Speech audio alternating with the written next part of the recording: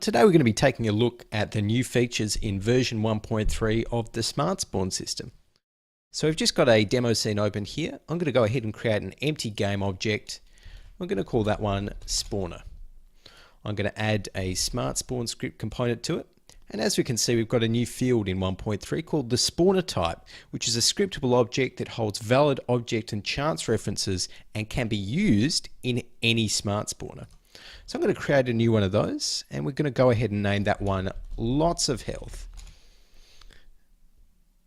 There we go. So we're going to drag that one into our spawner type right there.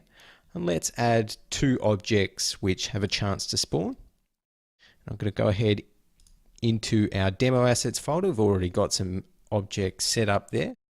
And this is our Lots of Health spawner. So we're going to be spawning quite a lot more health boxes than we are ammo boxes. So we're going to set the ratios there. That's looking pretty good. And we're also going to fill the empty spawn points first. So let's go ahead and create those spawn points now. I'm going to create an empty game object, of course, which has to be a first level child of your smart spawner.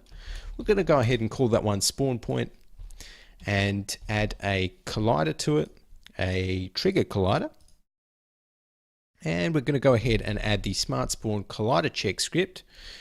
And that is now a valid spawn point. So let's go ahead and make a few of these, maybe about 4. So just going to duplicate those.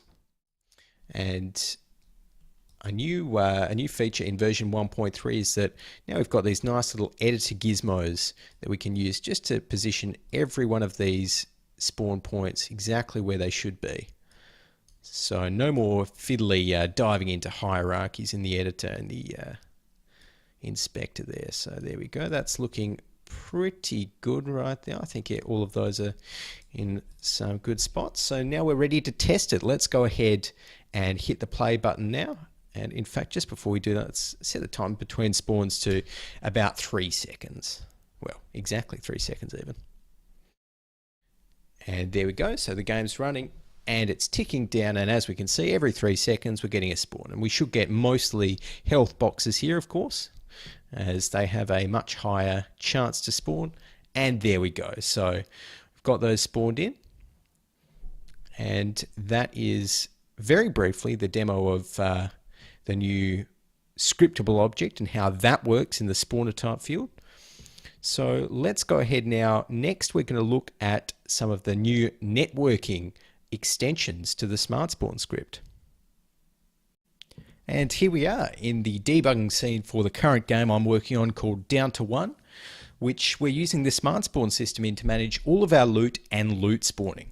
As you can see, we've got a lot of spawn points here, and the most recent update has really helped in terms of performance with the SmartSpawn system. We've had to optimize it, and we've got about a 200% increase in startup speed as well. So it's running very, very nicely.